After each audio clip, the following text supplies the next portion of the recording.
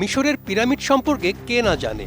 প্রাচীন সপ্তাশ্চর্যের অন্যতম নিদর্শন, যা ৫,০০০ বছর ধরে আজও পৃথিবীতে রহস্যময় ও বিস্ময়কর স্থাপনা হিসেবে টিকে আছে। মিশরের ফারাও রাজারা মৃত্যুর পর পরকালীন জীবনের সমাধি ক্ষেত্র হিসেবে এই পিরামিডগুলো নির্মাণ করেছিলেন। কিন্তু এই গল্পটা মিশরের পিরামিড নিয়ে নয়, গল্পটা হলো অদ্ভুত এক অ্যাপার্টমেন্ট ভবন নিয়ে, যা পিরামিডের আদলে নির্মাণ করেছে আশ্চর্য দেশ চীন। প্রাচীন বা আধুনিক স্থাপত্য শৈলীতে চীন পৃথিবীতে অনন্য। বিশাল মৌচাকের মতো দেখতে ২০,০০০ মানুষের থাকার উপযোগী ভবন কিংবা ট্রাফিক ওভারপাসের মাঝখানে তৈরি বাড়ি, অদ্ভুত সব স্থাপত্যের জন্য চীনের খ্যাতি জগৎজোড়া। তবে এসবের বাইরে দেশটিতে যে একটি আস্ত পিরামিড আকৃতির অ্যাপার্টমেন্ট ভবনও রয়েছে, তা হয়তো অনেকেরই অজানা। চীনের কুনশান শহরের ফ্যাশনেবল ওয়াকিংও জেলায় অবস্থিত এই ভবনটি কুনশানের পিরামিড নামে পরিচিত। অফিসিয়াল নাম ইউয়ান বাও সিটি বা ফিউচার সিটি। ২০১৩ সালে নির্মাণ কাজ শেষ হওয়ার পর থেকে এটি অন্যতম বিখ্যাত আবাসিক ভবন এবং শহরটির একটি জনপ্রিয় পর্যটন আকর্ষণে পরিণত হয়েছে।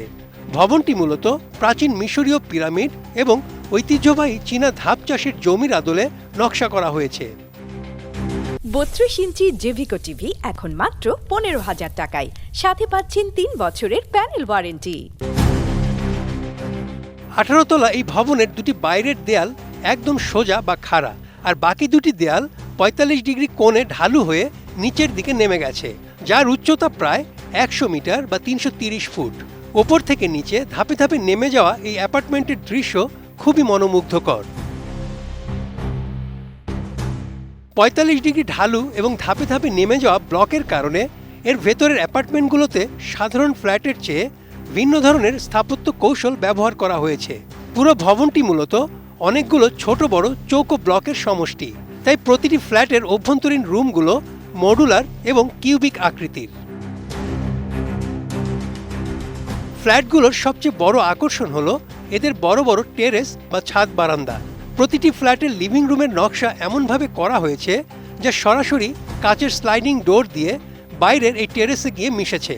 টেরেসে বড় কাচের দেয়াল ও দরজা থাকার কারণে দিনের বেলা লিভিং রুমে প্রচুর প্রাকৃতিক আলো প্রবেশ করে। এছাড়া স্থপতিরা এই ভবনের ব্লক বা সিঁড়ির ডিজাইনে পার্কুর খেলার ধারণাও যুক্ত করেছেন, যাতে তরুণ প্রজন্মের কাছে এটি আকর্ষণীয় মনে হয়। পার্কুর হলো শহরের দালান কোঠার মাঝে লাফিয়ে বেড়ানোর একটি আধুনিক খেলা। মাস্টার্স আর্কিটেকচারাল অফিস নামক স্থাপত্য প্রতিষ্ঠানের স্থপতি মাও হাইডে ভবনটি নকশা করেছিলেন। তবে এই বিশেষ ডিজাইনের কারণে ভবনটিকে কিছু বাস্তবমুখী চ্যালেঞ্জের মুখোমুখিও হতে হচ্ছে। পিরামিড আকৃতির জন্য এর ভেতরের অংশগুলোতে পর্যাপ্ত আলো ও বাতাস চলাচলের ক্ষেত্রে সমস্যা তৈরি হয়। পাশাপাশি এই জটিল নকশাটি অগ্নি নিরাপত্তার ক্ষেত্রেও বেশ ঝুঁকিপূর্ণ। Desk report, ATN news.